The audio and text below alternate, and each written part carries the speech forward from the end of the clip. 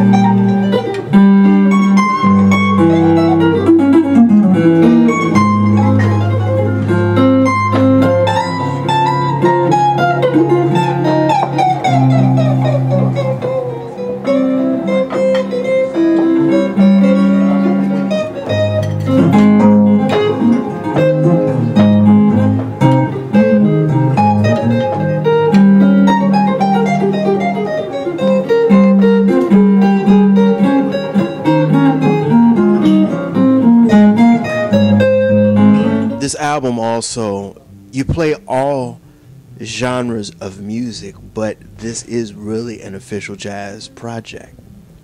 Well, yeah, everything touches on jazz one way or another. It's kind of like all the multiple dimensions of jazz. I don't know how else to say it, but we've got the kind of jam band funky jazz kind of stuff like Walking the Dog. We've got different flavors of straight ahead, like Capital J is kind of more you know, I mean, all these labels swimming in my head, but kind of sort of a post-modern, post-bop kind of thing. I don't know. And then you've got the more traditional 7-come-11, and then the stuff I did with Regina, where I played piano and she played violin, Regina Carter. That touches more on the classical side, classical with kind of a bluesy, jazzy flavor, you know. And we did some pieces from the classical repertory, including the piece by Claude Debussy, Reverie, and the selection from Bar Talk we did. And we also did the avant-garde piece to honor my teacher, Milton Babbitt, who passed away this year. And I got the news, in fact, here we are sitting at Iridium when I was here, because that weekend, last time I was at Iridium, was when we lost Milton. Now, he was a great composer, and I had the pleasure of studying with him when I was an undergraduate at Princeton University. And in addition to being an amazing composer, he was also a brilliant music theorist. So he had a big influence on my thinking about musical structure and sort of the possibilities, you know. There's one term that was kind of in vogue for a while. People still throw it around, you know, minimalism, you know. Well, Milton was not into that. He called himself a maximalist. You know, and this whole idea that music has all these possibilities and let's explore these possibilities, you know. And I already kind of had that spirit. And so with somebody like Milton as a theorist showing you, okay, these are the ways that you can sort of notate the different dimensions and explorations of what you're doing, you know. Man, I mean, every song on the album has a story behind it. I didn't choose any of the material sort of flippantly or with no thought, you know. And also every artist on the album is there for a special reason. They are all close to my heart musically and personally. And I hope that when people hear the music, they can really feel that sense of camaraderie that we felt when we were recording it.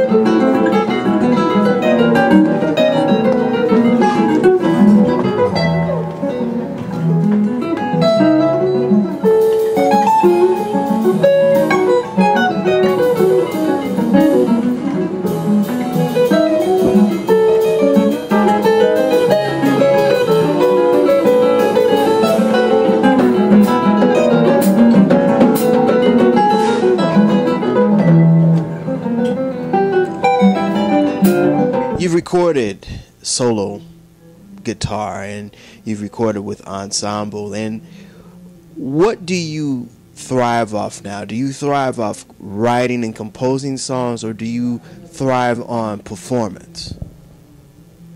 Well, both, really. I mean, I just love music and in all of its forms and all of the activities of music. I mean, composing music is one thing, performing music is another thing. I mean, right now I'm on the State of Nature, the Friends tour. And so because of that, I'm focused more on the performing side of things. You know, and we have music that we've done on the album, and so we're out here finding new things to do with these songs. And so there is an element of composition, like, as you know, I mean, there's a lot of improvisation in jazz music anyway. But what's going to happen is toward the end of the year, as the tour starts to wind down, I'll have time to think more about other music for the next album. And I actually have a concept in mind for the next album, but I'm still kind of working it out on the inside. So I don't want to say yet what it is, but I really want to, But I think I have a really good concept for the next album. Who were some of your musical influences growing up? George Benson was definitely a really big influence. Jimi Hendrix was a big influence. Carlos Santana, huge influence. Man, I got to see him when I was 12 years old. And it was amazing, too, because I went to this concert. It was an all-day concert with a lot of different groups playing. And he wasn't even scheduled to play. And he just sort of showed up at the last minute and became like the last-minute headliner of this all-day concert. And I just couldn't believe it. And I was already almost in the front row, And so that was an amazing thing for me. I've always loved blues guitar, B.B. King, Albert King also. I've gone through different phases, So, and also guitar isn't the only instrument that I've listened to closely. I've listened to a lot of pianists and also certain horn players have had a big influence on me. John Coltrane is an example. Miles Davis, another example. It's the kind of thing, the more time I spend, the more names I add, so maybe I should just stop there.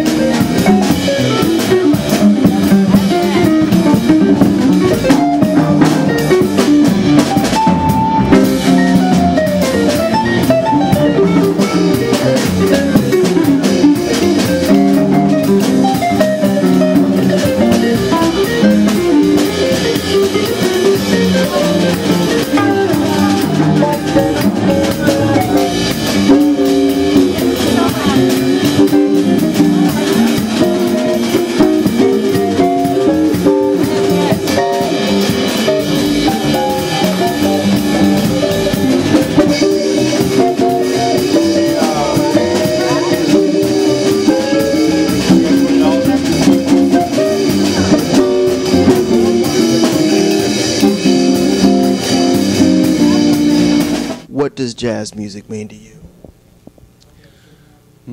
Wow. Well, jazz music, I started listening to jazz before I actually played it, because when I was a pianist at the age of 10, before I started playing guitar, and I was composing music in a sort of kind of a late romantic, early modern kind of a style. And I heard these amazing jazz recordings on the radio, and then I ended up going to see some of the artists play live. So I always loved this music, but I didn't know how to access it because they were doing all this stuff and I didn't understand what they were doing. But little by little, I got deeper into it, and when I started playing guitar, I actually had a chance to take some lessons where I had some teachers who opened that door for me to understand a little bit better how the music works on the inside. And the thing that was great for me about jazz was that it took a lot of my favorite music from before and combined it, because coming from the classical side as a classically influenced composer and pianist, and then also loving R&B, blues, rock and roll. To me, jazz took all of that and kind of put it together. And I think if you look at the history, you see that basically the primary creators of jazz music were African Americans who had the wherewithal or the opportunity, for whatever reason, to study a little bit more formally, and so thereby absorbing some of the information from the classical side, and at the same time being steeped in blues and the music in the church and so forth. And so you see that historically jazz actually is kind of that marriage. And so you know, to me, jazz is integral. That's a big word that I've been using a lot. And what I like to do is when I integrate, I take the different sources that went into it and I try to preserve the best thing about those sources. So when we get up and we do stuff where, you know, maybe there's a rock influence or whatever, then we want the rock to really rock, you know, or we want the jazz to really swing, or when it's classical, we'll do the nuances that normally are associated with the best of classical music. And we try to combine all those elements without melding it, without losing the soul of it.